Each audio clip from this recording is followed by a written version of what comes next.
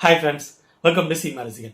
நம்ம இன்னைக்கு மூவியில் பார்க்க போகிற படம் சூர்யா அவரோட பர்ஃபார்மன்ஸில் ஆர்ஜே பாலாஜி அவரோட டைரக்ஷனில் ரிலீஸ் ஆயிருக்க கருப்பு படத்தை பற்றி தான் பார்க்க போகிறோம். இந்த படம் ஒரு ஃபேண்டசி ஆக்ஷன் ட்ராமா மூவி. இந்த படத்தோட ஸ்டோரி என்னன்னா, கேரளாலேருந்து சென்னைக்கு தன்னோட பொண்ணோட ட்ரீட்மெண்ட்டுக்காக இந்திரன்ஸ் தன்னோட பொண்ணை கூட்டிட்டு ட்ரெயினில் வராரு. சென்னையில் வந்து இறங்குறப்ப அவர்கிட்டேருந்து அவரோட 60 சவரன் நகை கொள்ளையடிக்கப்படுது.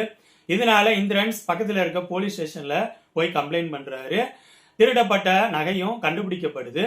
இந்திரன்ஸ் அந்த நகையை போலீஸ் ஸ்டேஷன்ல இருந்து வாங்கிக்கலாம் அப்படின்னு நினைக்கிறப்ப இதை கோர்ட்டு மூலம் தான் வாங்கணும் அப்படிங்கிற மாதிரி சொல்லிடுறாங்க. சரி, கோர்ட்டு மூலம் போய் வாங்கலாம் அப்படின்னு சொல்லிட்டு கோர்ட்டு போறாரு.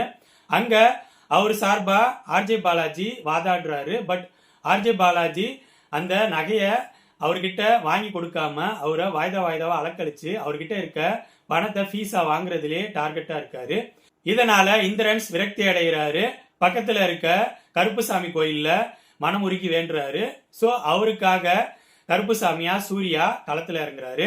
இதுக்கப்புறம் படத்தில் நடக்கிற சம்பவங்கள் தான் கருப்பு. என்ன பொறுத்த வரைக்கும் கருப்பு சூர்யா அவரோட ஃபேன்ஸ் கண்டிப்பா பார்க்கக்கூடிய படம்.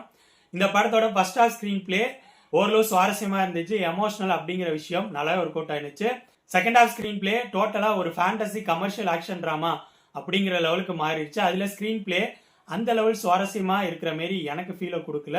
எனக்கு சூர்யா அவரோட முந்தைய படங்களை விட இந்த படம் பெட்டரா இருக்கிற மாதிரி தெரிஞ்சிச்சு. பட் ஆர்ஜே பாலாஜி அவரோட கடவுள் பேசிஸ்ல ரிலீஸ் ஆன படமான மூக்குத்தி அம்மன் அந்த படத்தை விட இந்த படம் கொஞ்சம் டவுன்ல இருக்கிற மாதிரி தான் ஃபீலை கொடுத்துச்சு. இந்த படம் இப்ப தேர்ட் ரிலீஸ் ஆகி ஓடிட்டு இருக்கு. ஸோ என்னோட ரிவ்யூ பேஸ் பண்ணி முடிவு பண்ணிக்கோங்க, இந்த படத்தை பார்க்கலாமா வேணாமான்னு. கருப்பு படத்தை பத்தி என்னோட விமர்சனம் இது. ஸோ அடுத்த வீடியோல இன்னொரு படத்தோட ரிவ்யூவோட சந்திப்போம். பாய்.